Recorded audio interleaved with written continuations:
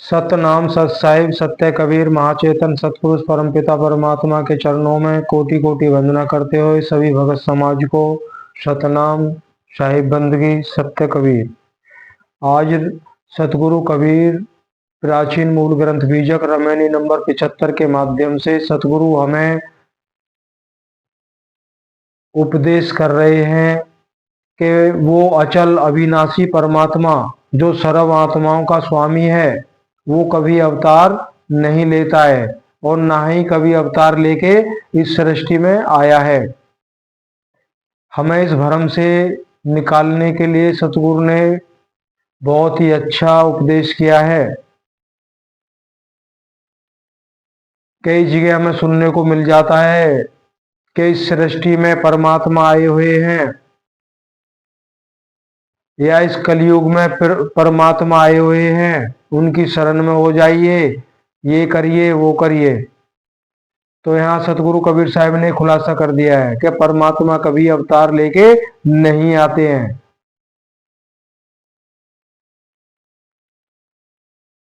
आइए शुरू करते हैं। रामायणी 75 परमात्मा कभी अवतार धारण नहीं करता है। ते ही साहिब के लागों सा था, दुई दुख में टिके हो सना था। दशरथ कुल अवतर नहीं आया, नहीं लंका के राव सताया। नहीं देवकी के गर्भ आया, नहीं यशोदा गोद खिलाया। पृथ्वी रवन रावण नहीं करिया, पेठी पाताल नहीं बल छलिया। नहीं बलि राजा सो मांगल रारी, नहीं हरना कुश बधो पछारी। बरहा रूप धरनी नहीं धरिया, छत्री मारनी छत्री नहीं करिया। नहीं गोवर्धन कर गे धरिया, नहीं ग्वालन संग वन वन फिरिया। गंडू की शालिग्राम नहीं भूला, मच कच होए नहीं जल डोला। द्वारावती शरीर नहीं छाड़ा, ले जगन्नाथ पिंड नहीं गाड़ा। साखिए कहें कबीर पुकार के, वे पंथे मति भूल। जे राखूं अनुमान के, सो थूल न स्थूल। वह महाचेतन परम पुरुष परमात्मा अवतार धारण नहीं करता है।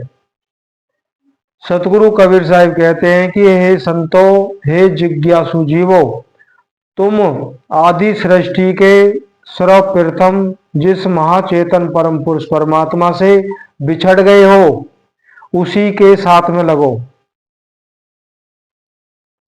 सतगुरु कबीर साहिब कह रहे हैं कि हे जिज्ञासु जीवो, आप जो सृष्टि से पहले जो सर्व आत्माओं का स्वामी परमपिता परमात्मा सार स्वरूप महाचेतन सतपुरुष परमात्मा था, आप उन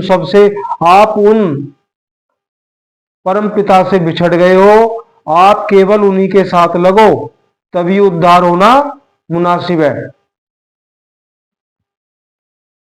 अर्थात भेदी सतगुरु से उसकी प्राप्ति का भेद लेकर साधन अभ्यास द्वारा उसी में अपनी आत्म स्थिति करो, जिससे तुम लोग जन्म मरण रूप दोनों दुखों को मेटकर सनात हो जाओ। वह असली महाचेतन परम पुरुष परमात्मा राजा दशरथ के कुल में अवतार लेकर नहीं आया है, अर्थात उसने अवतार नहीं लिया है और ना उसने लंका के राजा रावण को सताया है, अर्थात ने उसको उसके कुल के सहित उसका विनाश किया है। परमात्मा ने ऐसा कुछ नहीं किया।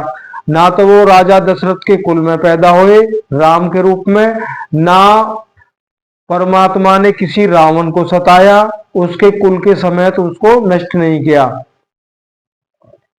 वह महाचेतन परम पुरुष परमात्मा देवकी के गर्भ में नहीं आया और न यशोदा ने अपनी गोद में लेकर उसको खिलाया है। ध्यान दीजिएगा, सतगुरु कबीर साहिब के अमृत वचन हैं, ये हर किसी को सुनने को भी नहीं मिलते हैं। बड़ा भाग्यशाली जीव इनको सुनता है। कह रहे वो देवकी के गर्भ में नहीं आए और ना ही यशोदा ने उनको अपनी गोद में लेकर खिलाया है। उस परम पुरुष परमात्मा ने पृथ्वी पर स्त्रियों के साथ रमन खेल कीड़ा नहीं किया है। उसने शत्रुओं को दमन, ना ही उसने शत्रुओं का दमन किया। उस सत्पुरुष परमात्मा ने पाताल में बैठकर राजा बलि को नहीं छला है। अर्थात वह सत्पुरुष परमात्मा न तो देवकी के गर्भ में कृष्ण के रूप में आया है और न यशोदा ने अपनी गोद में लेकर उसको खिलाया है, एवं न उसने पृथ्वी के ऊपर स्त्रियों के साथ रमन खेल कीड़ा इत्यादि किया है, और न उसने शत्रुओं पर दमन किया है, एवं न उसने पाताल में बैठकर वामन रूप से राजा बलि को छला है। राजा बलि को भी परमात्मा ने नहीं छला, वो श्री हरि विष्णु भगवान ने वामन रूप धारण करके उनको छला था। उस परमात्मा ने पंपापुर के राजा बाली से सुग्रीव, हाँ, उस परमात्मा ने पंपापुर के राजा बाली से सुग्रीव का पक्ष लेकर झगड़ा भी नहीं किया, अर्थात उसको नहीं मारा है, और न उसने नरसिंह रूप धारण कर हिरण्यकश्यप दैत्य को ही पछाड़ मारा है। ये सब परमात्मा ने नहीं किया है। और न उसने बराह रूप से पृथ्वी को जल के ऊपर रखा है, और न उस परमात्मा ने परशुराम होकर क्षत्रियों को 21 बार मारकर पृथ्वी को क्षत्रियहीन किया है, और न उस परमात्मा ने गोवर्धन पर्वत को हाथ में पकड़कर हाथ पर धारण किया है, और न वह ग्वाल वालों के साथ वन वन में, अर्थात एक वन से दूसरे वन में फिरा है। न वह परमात्मा गंडक नदी में शिला रूप में शालिग्राम बना है, और न वह मत्स्य तथा कश्यप रूप होकर जल में घूमा फिरा है। न उस परमात्मा ने द्वारिकापुरी प्रभास में शरीर को छोड़ा है, न जगन्नाथपुरी में ले जाकर उसका शरीर गाड़ा गया है। सतगुरु कबीर साहब पुकार कर कहते हैं कि हे मनुष्य जीवो, तुम लोग उन अवतार मार्ग में मत भूल जाओ। तुम लोग जिसको कल्पना करके यह समझ रहे हो कि वह ब्रह्म सगुण साकार और निर्गुण निराकार दोनों रूप है, किंतु वह असली परमात्मा नहीं है। क्योंकि आजकल विद्वान लोग कहते हैं ये परमात्मा साकार रूप में भी विद्यमान है और निराकार रूप में भी विद्यमान है, ऐसा कह के हमको भ्रम में डालते हैं। कह रहे हैं ये परमात्मा नहीं है,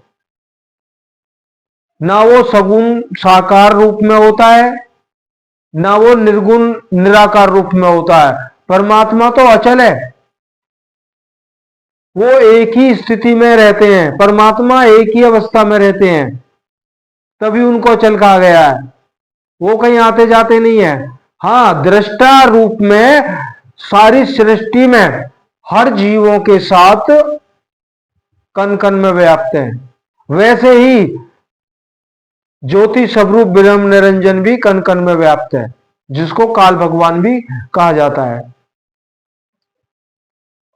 सतगुरु कहते हैं हे जिज्ञासुओं, आप लोग उन अवतारों में मत भूलो, अर्थात अवतारों को ही सर्वोपरि मत मानो, क्योंकि मोक्ष तो अपने चेतन आत्म स्वरूप परिचय ज्ञान के सहित उस महाचेतन परम पुरुष परमात्मा के साक्षात्कार प्राप्ति से होता है।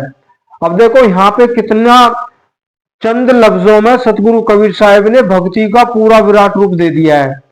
कह रहे वह आप इन अवतारों के चक्कर में मत आओ, इनको सर्वोपरि मत मानो, मान लो सबसे बड़ा परमात्मा मत मानो। क्यों? मोक्ष का जो मार्ग है वो आपका स्वयं का निज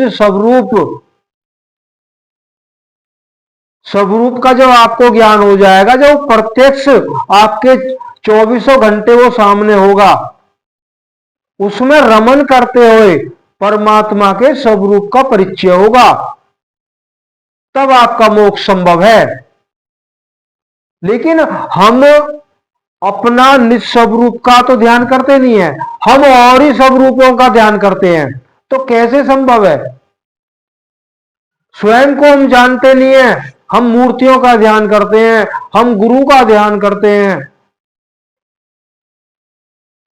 सतगुरु कहते हैं जो आपको निस्वरूप लगाया जाता है उसी में रमन करना है। कहते हैं ना, हाथी के पांव में सबका पाम। तो उसी निस्वरूप में ही सब कुछ उसी में आ जाता है। हम ये भी डर जाते हैं, मान लो हम बचपन से माता दुर्गा की भक्ति करते आ रहे हैं, या शिव भगवान की भक्ति करते आ रहे हैं, या हम वैष्णव भगत हैं, हमारा पीढ़ी दर पीढ़ी वैष्णव भगत है, तो हम डरते हैं कि कहीं वो श्राप ना दे दें या दुखों का पहाड़ ना टूट पड़े। ऐसा नहीं होता है, सबकी भक्ति आ जाती है उसी में। स्वाध्याय करोगे तब, अपने आप को जानने की कोशिश करोगे तब, सब कुछ उसी में आ जाती है, और वो शुद्ध भक्ति होती है। यहां तो हम दुनिया भर के छल कपट करते हैं और बने बैठे रहते हैं, हम माता के भगत हैं, हम विष्णु भगवान के भगत हैं, हम शिव भगवान के भगत हैं।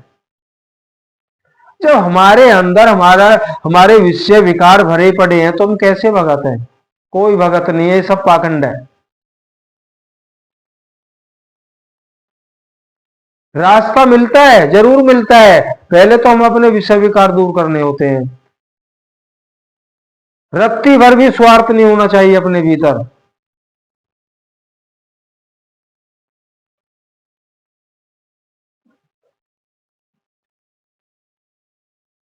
कह रहे क्योंकि मोक्ष तो अपने चेतन आत्म स्वरूप परिचय ज्ञान के सहित उस महाचेतन परम पुरुष परमात्मा के साक्षात्कार प्राप्ति से ही होता है। आप लोग जिसको अपने कल्पना से परमात्मा मान रहे हो वे असली परमात्मा नहीं है। असली परमात्मा तो न स्थूल सगुण साकार है और न सूक्ष्म निर्गुण निराकार है। ना तो वो स्थूल शरीरधारी बनता है कभी, ना वो साकार रूप में होता है, ना वो सूक्ष्म निर्गुण निराकार रूप में होता है। कौन? परमात्मा। वह इन दोनों से परे है। अतः ये सब माइक कहते हैं माया, ये माया का साकार रूप अवतार निर्गुण भगवान के होते हैं, विष्णु भगवान के होते हैं। वह एक सिद्ध योगेश्वर जीव है। वाल्मीकि रामायण तथा भागवत आदि पुराणों में विष्णु भगवान के ही उन 10 अवतारों का वर्णन है। उन्हीं में सारा संसार उनकी भक्ति में, उनके ध्यान में भ्रमित हो रहा है, मुक्ति नहीं होती है। तो सतगुरु कबीर साहब ने बहुत ही अच्छे तरीके से अपने पवित्र वचनों के माध्यम से परमात्मा का थोड़ा सा दृष्टांत दिया है ताकि हम भ्रम से निकलें और सत्यता की तरफ हम जुड़ें। तो आज इतना ही। इति शुभम सत्य सुंदरम सत्य कबीर।